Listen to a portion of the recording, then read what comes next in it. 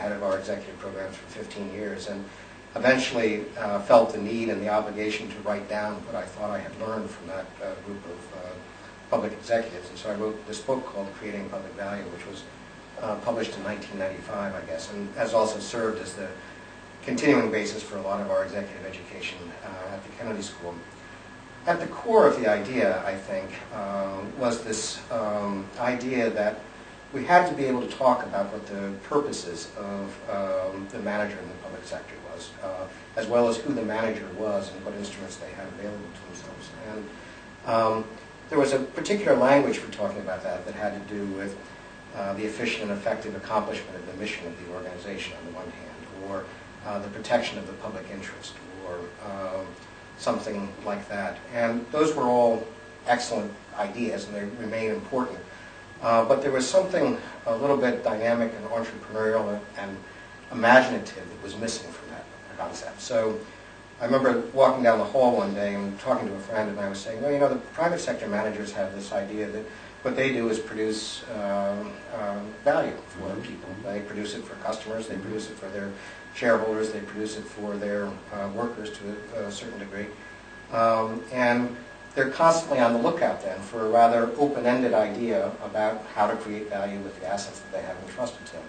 So I wonder if we asked, what if we tried to bring that idea into the world of the public sector, right? And so I thought, so what would it look like if we said the job of a public sector executive is to find and create opportunities to create public value? And that would bring into the public sector then an entrepreneurial idea, but an entrepreneurial idea that was stripped of its financial basis, that was stripped of its individual material success, that was conditioned by the idea that there was a public value to be produced as opposed to a mere private value.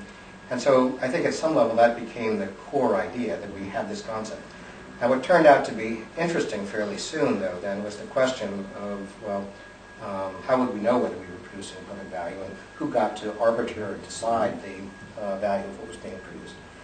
And of course we knew the answer to that in the private sector, which was it was, for the most part, an individual customer deciding to spend money that arbitrated the value of what was being produced or not.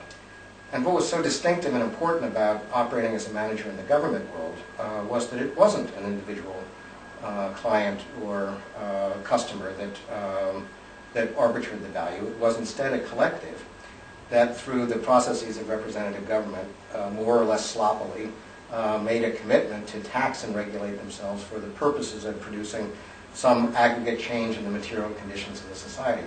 And so that then became the idea behind the idea of public value, that sort of public value was determined by the collective, not by individuals.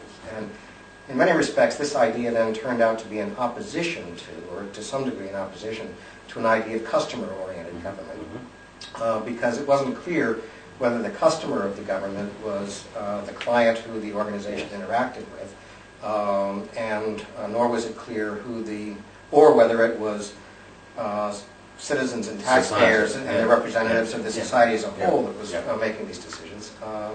And I thought it was pretty clear that in the end the principal arbiter of value, at least in a democratic society, had to be the collective. But maybe the collective was something different than the simple summation of the individual clients. Right?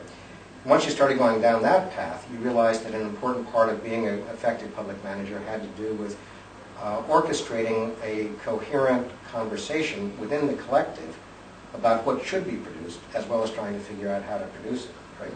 Well, once you'd added entrepreneurship to the idea that you were going to do innovation on behalf of improved service delivery, and now you were going to be engaged in the facilitating a collective conversation about what constituted public value, what was beginning to emerge then was a very different idea about what the role of a public sector executive would be, and the particular skills that would be required. So that's a long answer to a short question.